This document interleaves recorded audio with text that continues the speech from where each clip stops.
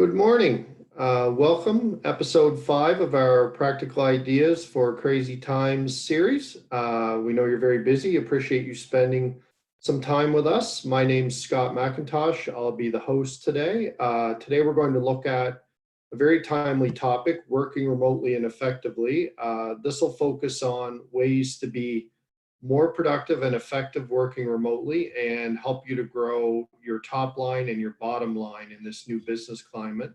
We're very fortunate to have Donna Nicoarta from Leverage with us today to speak on this topic. Donna's Director of Sales at Leverage, filling in for the CEO, Nick Sonnenberg. Nick let us know he wasn't available today. I've gotten to know Don and Nick and the Leverage team over the past year as a partner and also as a client. They've really been invaluable in launching and scaling my new company. So very pleased to have Donna with us here today. Donna, welcome. Good morning or good afternoon for you in where you're based in Europe. I'll unmute. Hi, hello everybody. Delighted to be here. Of course, Scott is one of our favorite clients here at Leverage, so anytime he reaches out, we always say yes. Okay, so over to you, Donna. So, hi everyone. My name is Donna Nicoarta. I joined Leverage 2 years ago, and it's been a crazy whirlwind time. It's been absolutely fantastic. Really enjoyed it. I wanted to talk today a little bit about Leverage and remote working and kind of who we are and what we do. And I really want to make this really useful for you. So I'm going to include a lot of growth hacks and tools that you can go away and actually use today to make to make your company more efficient and more effective.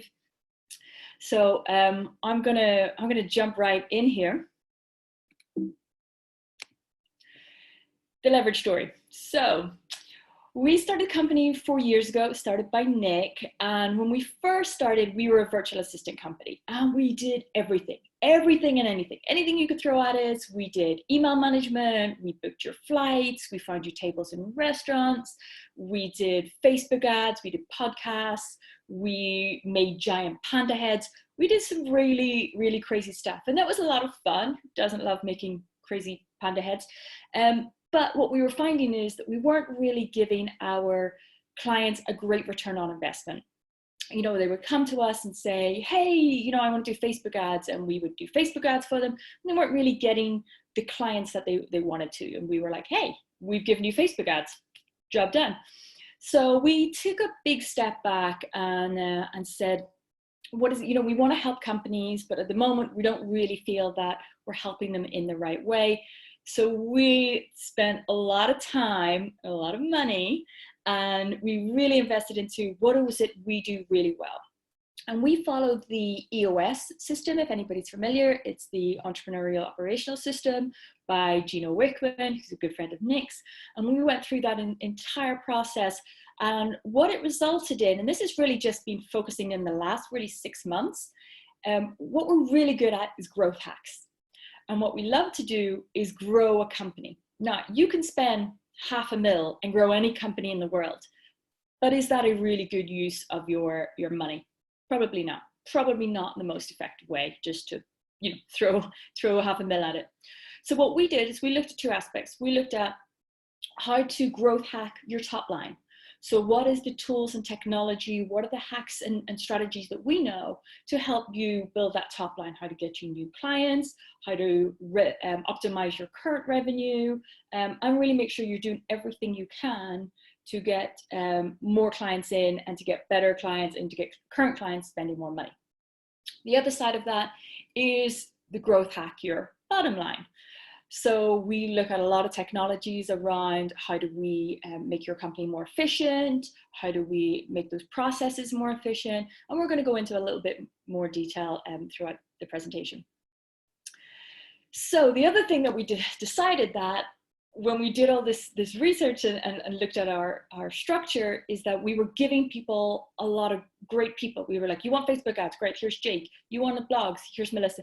And we were giving people whole lot of teams, a whole lot of teams, and saying, hey client, here's all the people you need. Can you now manage them and manage the budget and manage the timeline and keep everybody on track? And they went, no, we can't. It's not my unique ability. I don't want to run your team. No. So now what we do is we introduce these growth integrators. And what they do is they help run the team. They figure out the Dan Sullivan who, for those familiar with Strategic Coach, they run the team and they are your single point of contact, and they make sure everybody stays on budget and stays on timeline. So a very different leverage to when we first started, and definitely when I joined. I mean, I come from a hospitality background. I was in London at the time. And I just love the idea of this working remotely and being this part of this super efficient company. But where it's gone in the last 2 years has just been incredible. So it's very exciting. So our focus really much for leverage is about unlocking your growth potential. We're all sitting here and we all know that our companies aren't growing as effectively as they can. There's a lot of potential still out there. So as I mentioned, we look at the top line, we look at the bottom line. There's really only 2 ways to grow your revenue: create more money and save money. And there's lots of tools and hacks and things that we can help you with on that. So let's get into some growth hacks. The first growth hack that I truly love is content creation. It's really big and it's huge right now because everybody spends all the time on social media. And they're always looking for new and interesting content, and it needs to be timely, and it needs to be there like every day. So how do we create a year's worth of content in 1 hour? Now, after this presentation, I'm going to give you this entire presentation. I'm going to give you all the resources. I'm going to give you all the guides to these growth hacks. I'm going to give you a ton of resources after this. But if you do have any questions, do reach out in the panel, and Scott will mediate them. But for this one in particular, and this is something we do at Leverage, but it's something you can do in your own company as well. We schedule a 1 hour call, and we effectively ask you questions, and we brainstorm lots and lots of ideas for content. And I'll give you those actual questions that we ask as well to get you a bit jump started. But in an hour, without going too deep into the detail, but just staying really high level, thinking about like just what are the types of content, what are the strategies that we should be talking about, we could create a lot of things in 1 hour. So we recommend that we take that 1 hour, we break it down, and then I like to, where a lot of our customers like to use Airtable. So if you're familiar with Airtable, and we create a content calendar. So what that does is puts all of this content, it organizes it, it tags it, and it also means that we can reach back out to it at any time. Pro tip: you can use this call, little clips, little golden nuggets from the call, and you can repurpose these as like sound bites onto Instagram. You can take the videos and put them on YouTube or any sort of social media. So we're always looking how to maximize every tiny process, every little part of the company. So that's a really great one. Growth hack. If anybody's familiar with Jay Abraham, who is one of my favorite clients and just an amazing person to work with. So we have a copywriter hack.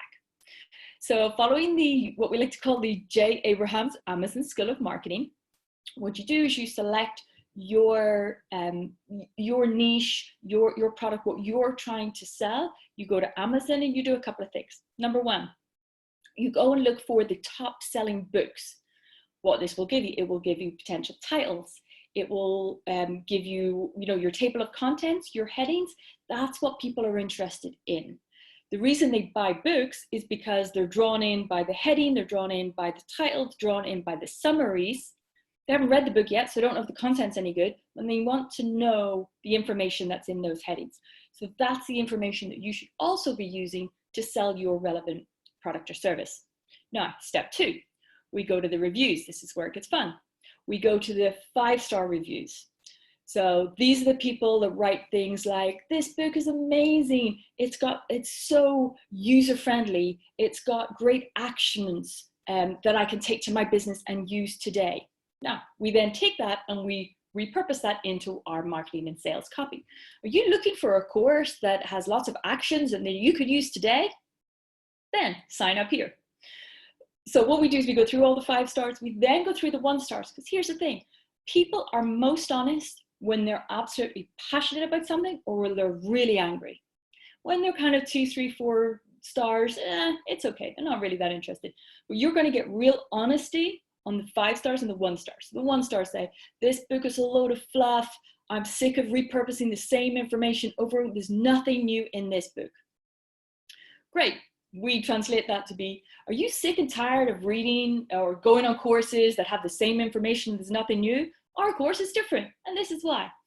So it's really just about repurposing those words and that language, and that's what's important. We can write all the fancy sales copy and marketing tags in the world, but if it's not actually what your audience, what the language and words that they're using, then they're not going to relate to it.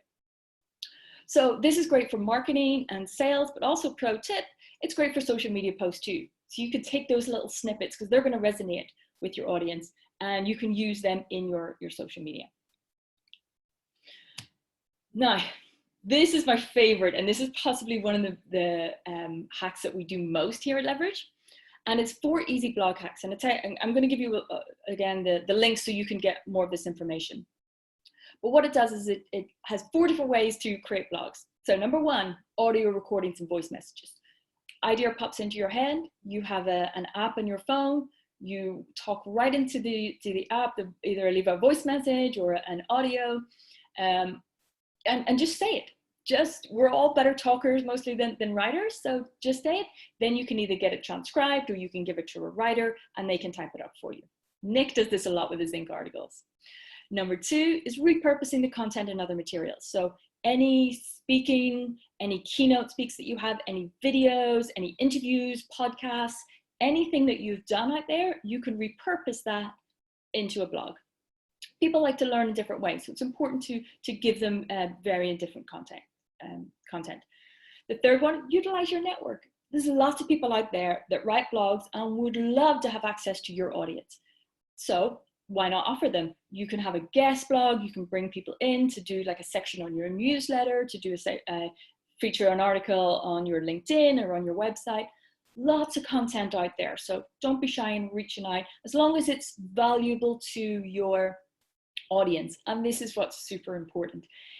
The reason people follow you is because they want to know what you think. If I wanted facts and figures, I go to Google. So they really want to know what you have to say on this. And the final way to do this is schedule content meetings. Again, we obviously do this in Leverage, but you can do this internally. You can spend 1 hour, ask each other questions. You have all the answers. This is the great thing about this task. There's no need to do a ton of research and spend hours and hours and hours trying to create this. All this information is in your brain. Scott, do we have a question?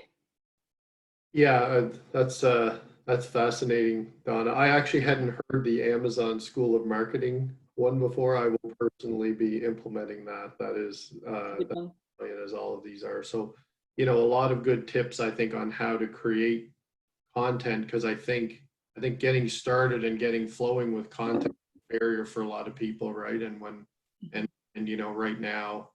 right now it's one of the ways people are able to attract, new people to their following and grow. So very helpful. Curious, like, I know with Leverage, you work with a lot of people on their content. Anything in particular, like any sort of channels that are working better than others, in this time with anyone home, or like, are you finding like podcasts or specific social media, or just wonder if there's any patterns you're seeing in that once people get their content created? Are there any places that are working better than others in 2020 with, for placing the content? Or it really needs to be dependent upon your audience, and really find out what your audience does. And we do a social media audit, a social media roadmap for people, because they come to us and obviously everybody wants to be in all channels. This is not a good idea, especially at this time you're trying to churn out content. You should really double down on where your audience is. If it's on Facebook and LinkedIn, go hard there. Don't worry about Twitter and Pinterest if that's not where your audience is.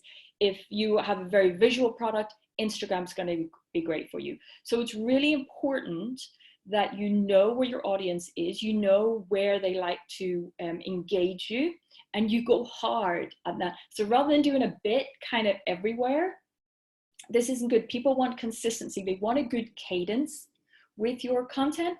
So it's really important to have that content calendar, have it scheduled, have it going out at regular times. If you always release a podcast on a Friday or a blog on a Monday, you know, it's really important to keep that cadence, because your audience, they get annoyed when you feel like when they feel you're all over the place. Mm-hmm. And what sort of help do people typically need after they've done these growth hacks? Like, I think like you do a lot of writing and things for people, right? Like to help them. Yeah. To the start line. So. We could do it all. So I mean, it really just depends. And this is the thing about all of this. This is marketing. Marketing drives sales. So you really want to make sure that you know what you should be investing in your marketing. I can, leverage. I've written blogs that take an hour and, cost you $100. And we've written blogs with SEO, with a lot of research, it's cost $1,000. So it's important for you to know, what am I going to get out of this? How many potential clients, how many leads, what am I going to get out of this before I want to invest that time into it? And that will sort of tell you how much time and money you should be spending on this. Okay. Should we crack on? Yeah, let's move forward. Thank you. My pleasure. Okay, so the next one we do a lot of in Leverage is podcasts. I'm a huge podcast fan. We do podcasts for Jay Abraham, we do for Joe Polish and Dean Jackson, and a whole ton more. And a lot of people reach out to us and be like, oh my God, I want a podcast. The first thing I say to them is, whoa, great that you want a podcast. We all love them, but it needs to have a purpose, more than just listening to the sound of your own voice. So what's going to be the driver behind the podcast? Do you have a product and service that you can offer people? Are you going to be able to, is this a value add to your existing clients? So really, before we start a podcast, the first thing is, what are we really trying to achieve here? Now, we have a really fantastic and very, very popular podcast process. And it's what I think the clients love most about it is they simply just record it, either, Zoom or whatever their tool of choice is. They hit save, and then that's it. A podcast magically appears on a Friday. Now, what we do is, once we hit save, a whole ton of automations and processes kick into place. Once we hit save, a notification is sent to the editor. We have a guy called Chris who works with us, amazing guy. His podcasts have been downloaded over 2 million times. He's incredible. So it goes to him, he edits it, he adds the bumpers, the ads, intros, outros, whatever needs to be added to it. It goes to another writer. In Jay Abraham's situation, it's Melissa. So Melissa will write the show notes. Where appropriate, she'll write an intro for Jay to record.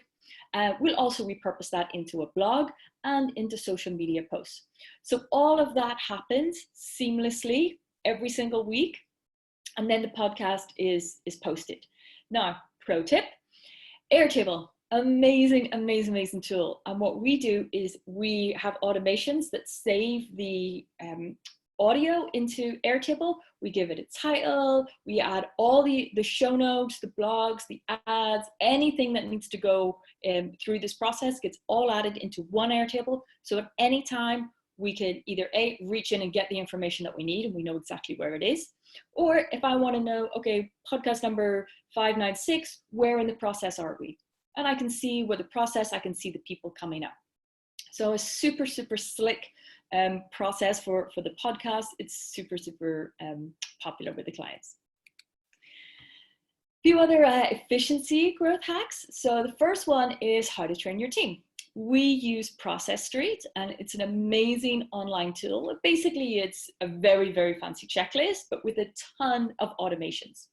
And what we like to use it for is to self-train your team. So we spend a lot of money, everybody does, training teams. It takes 2 people, it takes the person you're training, and it takes the trainer, and it takes them out of their working day in order to train somebody else. There's a huge time suck, and there's a huge cost to this.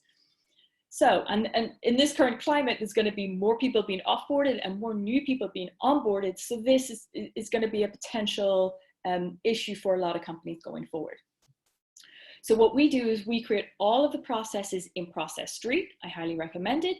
So anybody that joins the company and wants to know how to do payroll, they can go to the payroll and they can use Process Street to self-train. They can run as many simulations as they want, and they can practice going through the steps. They can find if they have certain questions or if it's not clear, and then you can update the process. But what it means is that people, it takes away the fear a little bit because they can go through it over and over and over again without having to annoy somebody and ask lots of what they feel are maybe really silly questions.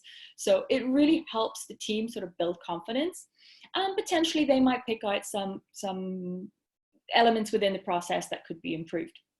But having that there, the pro tip can use for new hires, obviously, but also when people are ill. Fortunately, that's the situation that we have right now. So if the person who usually does your payroll, if the person that usually does your sales, they usually do your onboarding of clients, whatever that process is, then potentially somebody can jump on and just do it, and it's going to save a lot of time and money. Just a quick comment on it. We've actually used Process Street for several things here, including this webinar series. There are up to 40 steps actually in creating an episode through the whole life cycle, and doing that 9 times over. And it has been, it has moved the work. It's made it a small fraction of what it was initially. And just the quality and the repeatability of it is amazing. So I've done a lot of process work in my career, and the way it does it, where you create a template, then it initiates a checklist every time, is really a bit special, I think. And I think there's a lot of gains to be had in a lot of companies just by taking some fairly recurring processes and standardizing them that way, just the way you're advocating. It's worked really well for us. Yeah, and actually, it's funny, everybody I speak to about processes come back to it with like a different pro. So we work with Colliers International, and they use it quite a bit. And what they like most about it is that there's very rarely a process that one person does in its entirety. Mm-hmm. It usually has to go to a couple of people. Now, there's always that one person in the office that is nagging that person and saying, you need to do your part, you need to do your part, you need to do your part. And it's uncomfortable for everybody. So what they find is when they introduce Process Street, they created an automation that if you didn't tick your box and complete your part, you got a reminder, and you got a mm-hmm. reminder. And the machine became that annoying person, which took the onus of the poor person had to go and annoy everybody and keep bugging them, like, have you done your part? And it also meant that it wouldn't stop until you did your step of the process. So, everybody's come back with like a different positive. And it just lets people focus on like valuable things like helping customers and new strategies and things. So yeah, no, it's been a great tool. Thanks. Great. Another little growth hack that I wanted to share with you is the efficiency tools. It's really important that your company has a really clear objective of what to use and when. So I'm going to give you this CPR, the Communicate, Plan and Resource quiz. I'm not going to tell you too much about it, so I'm going to give you a link and you can go through, and please feel free to share this within your company. And what it does is it really helps people learn what's the best way to communicate, because if you send me a document and I'm thinking, where is that document? And I'm checking my email, I'm checking my Slack, I'm checking my text, I'm checking my WhatsApp, I'm checking on our dashboard, I'm looking all over the place trying to find something, and I don't know where it is. Having a really, really strict and clear CPR is really going to save a huge amount of money. Particularly now that we're remote. You can't just get up and walk down to Sharon's desk, say, hey Sharon, do you have that report for me? Or where can I find something? We really need to be able to do this remotely. It's where the future is going. So that's quite an interesting quiz. So I invite you all to do that. And it does have the answer, so you'll be able to find them out.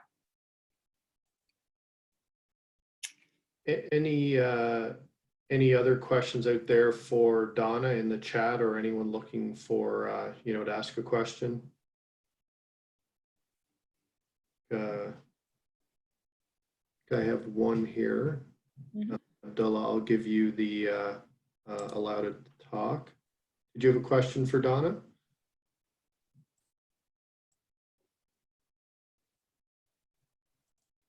Okay, we'll come back to that. We're having a little bit of a technical challenge here, it looks like. So Do you want to read out the question and I'll? yeah, I don't have it yet. I just have a raised hand. So we'll work with it, Donna, and continue. So what's just back on the quiz? So what does the sort of the output from that look like? So what it will really do is it will really help you identify what the current climate of your communication, and how easy is it to find resources in your company. Maybe everybody gets 100% in your company, and that's fine, and you're all working super efficiently, but most probably you'll see a lot of the same things coming through, like, I don't know where to find this document, or I prefer if people text me, and that the company's solution is you should be using Slack. So, okay, there's a disjointed there. So it really helps you self-identify where's the potential to improve efficiency. Okay. Cool. And you're sending that out in the after email. Yeah, you're going to get this in the after email. And I say, like, feel free, it'd be really interesting. Share it with your other team members, and see who gets a high score. Okay. One other question here, back to, and it's a good one. So back to rolling out process changes. So what's your experience been like, on the people side, or how do you manage people who are really resistant to change or technology? So I think the first thing I would always say is, it is a concern for people, and their biggest concern is their job. Their biggest concern is, oh my God, I'm going to get replaced by a robot.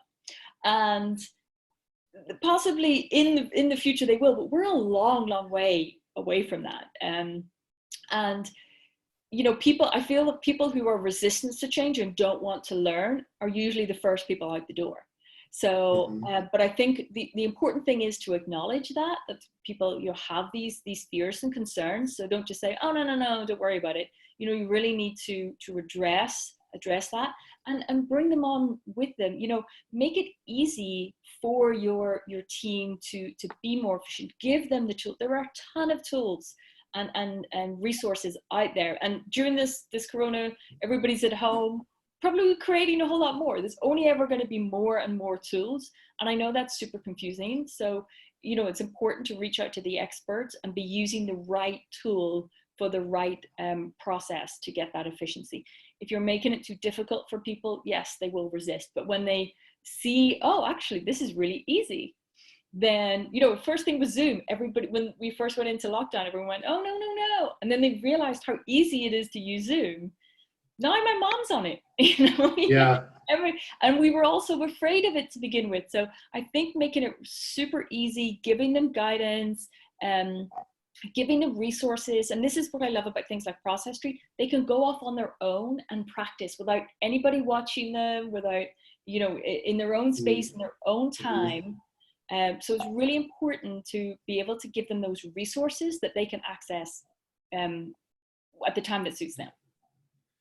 Yeah, no, I think that's really good advice. One of the things I've seen and heard, and we may talk about this later in the series even, but there's a school of thought out there and stats and whatnot that say, half of work will be automated in the next number of years, between tools like Process Street and even more advanced like AI and whatnot. So, McKinsey, Accenture, folks talk about that. Then there's other stats that say the majority of jobs that we need in the next decade have not even been created yet, and so to me, it's very much a glass half full type of thing. Like, if you have business knowledge and industry knowledge and ability to deal with people, you should want your low value work to get systemized and automated, because there's all this opportunity to do all these new things that need to be done, and people want to deal with people. And and I see that in a bunch of my clients as well, where they're creating new roles, they're moving people, and and before the pandemic, you could see it where a lot of countries were at like full employment, right? Because there's just all these new things keep coming up that people need to work on. So I really think it's it's concerning, but I think it's a good career move to get your low value stuff automated and focus on, you know, what can you do that's part of the business and closer to the customer. Yeah, and I think the other important thing is that this is where we're moving. We are moving more into remote working. Efficiency has never been so important, and it's only going to get more important. So think about what your competitors are doing.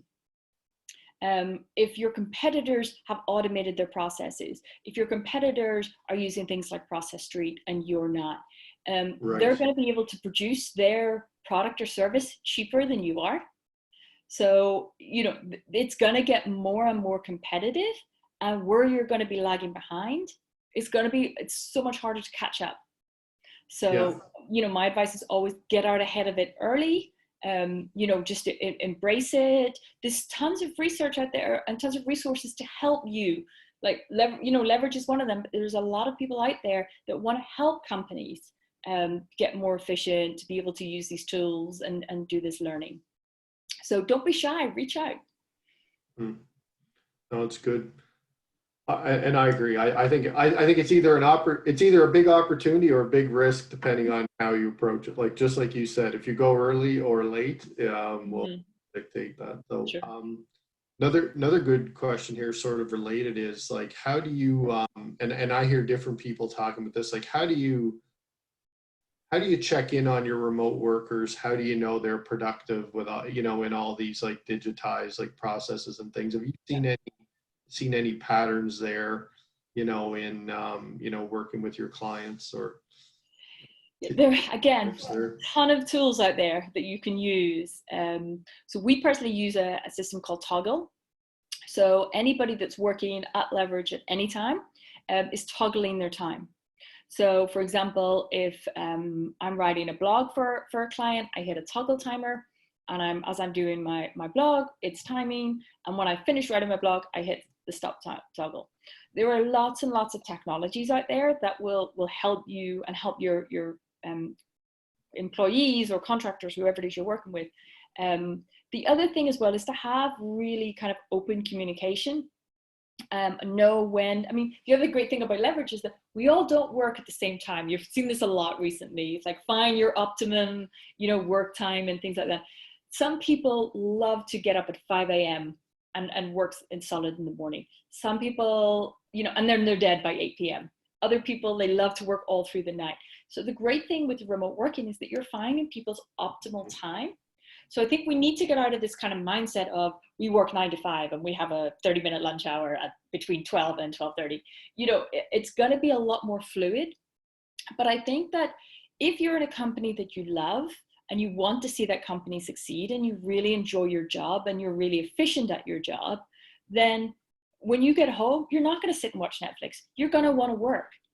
So I think it's important to have that company culture. So yes, we have technologies that we can use, but definitely having that company culture that everybody's working towards the same goal and wanting to achieve success, I think is really important as well. And, you know, an efficient company is a happy company. You know, when people are annoyed and they're thinking, oh, I'm trying to find this and I can't find it, it's so frustrating, you know, then they're not being productive. Mm-hmm. Yeah, especially your best people, right?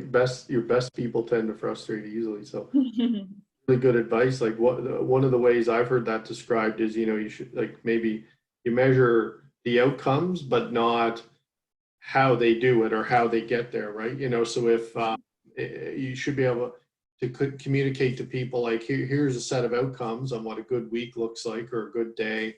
A lot of folks are doing daily stand-ups and check-ins now, and so if you're able to be clear there, then I think what people want, especially working remotely, is don't micromanage me on and I think that's what you're saying with the work hours.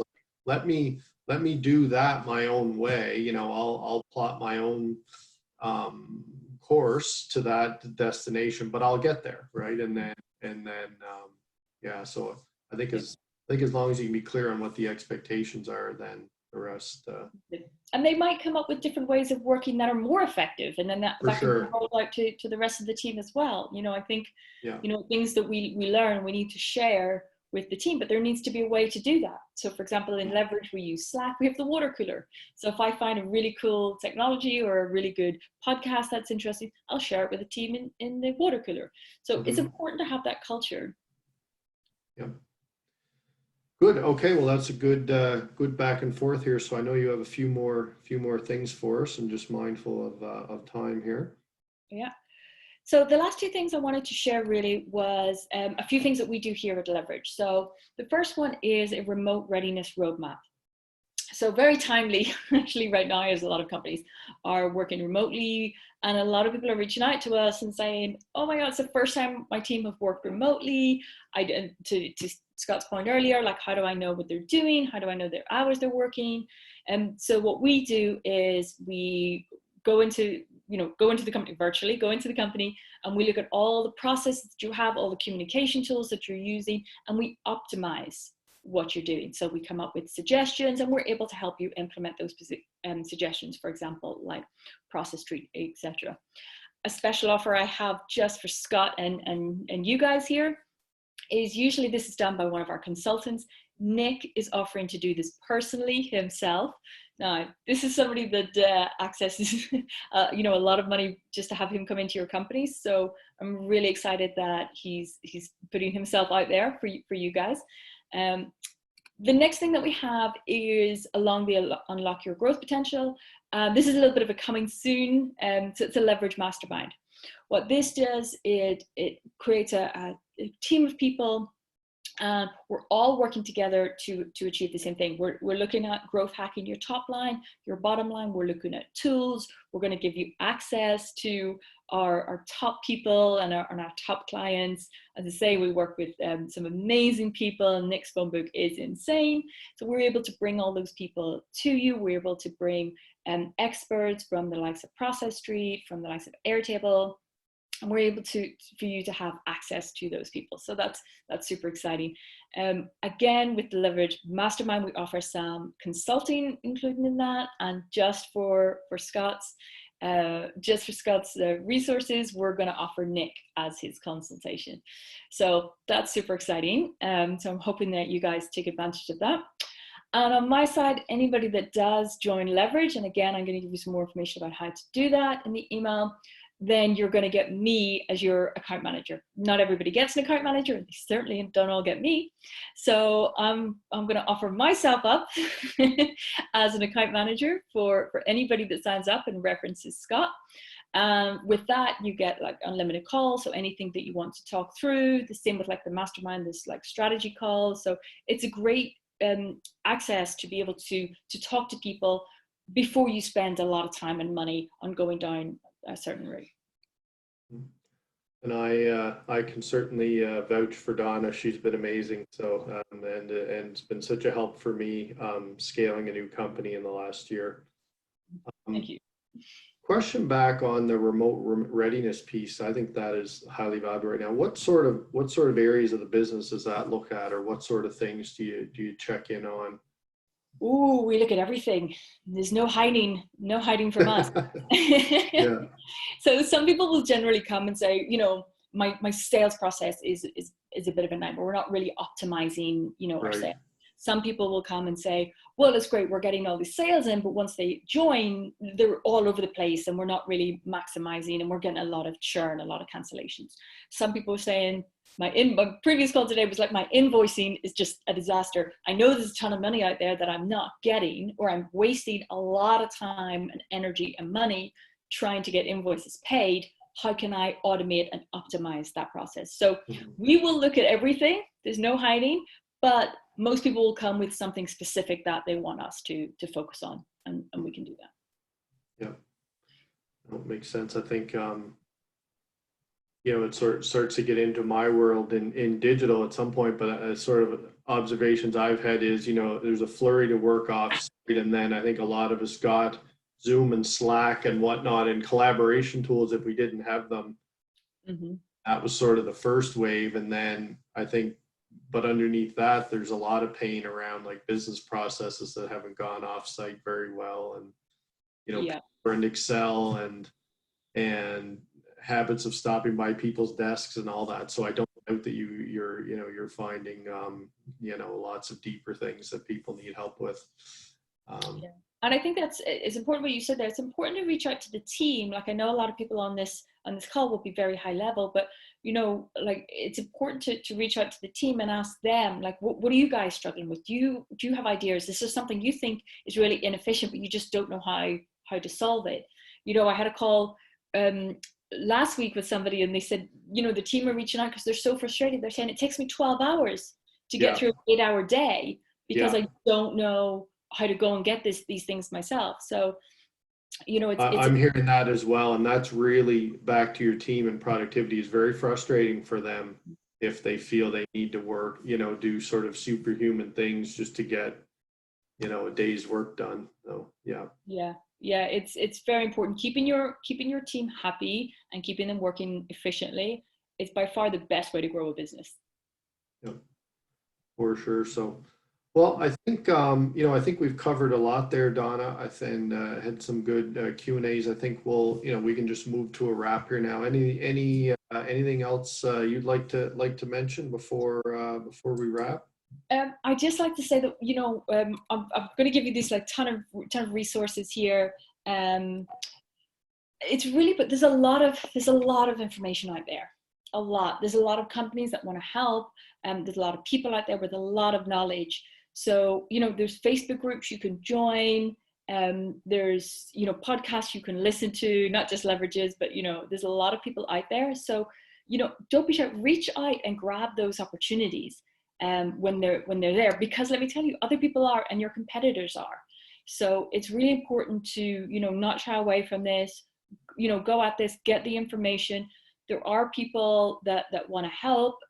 Leverage is one of them, and we do a ton of things. We do everything from podcasts to social media to marketing strategy, to automation, CRM optimization.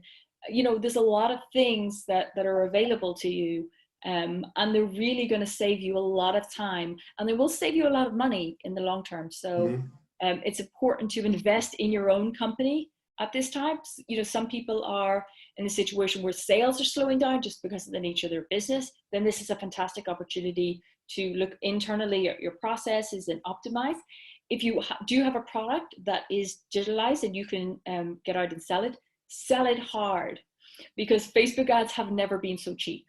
So I've never had so many Facebook ads on my Facebook reel at all times, and everybody's reaching out to me saying, Donna, I'm getting huge conversions right now. It's so cheap to get customers. So don't get left behind. This is a window of opportunity that we will not see again. Yes, this is going to happen in future times, but not to this degree. So take action. Don't get left behind. No, thank you very much. That's a very valuable list of resources. So I'd encourage all of you attending to drill into those. So you're distributing this material. Is that right, Donna? So I'm going to give you I'm going to give you the presentation. I'm going to give you the links to all of the resources that you need. And I'm going to give you the CPR quiz. I'm going to give you all the information on Leverage. And Scott will send you an email, and you'll have my contact details in it. Don't be shy. If you have questions, happy to reach out. There'll be a call scheduled. Don't be shy, book a call. We're here to help. No, that's fantastic. I think there's a lot of value in there.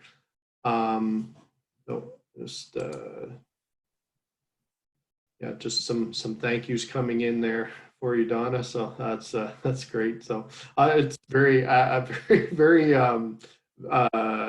efficient session, Donna. A lot of value to us. So yeah.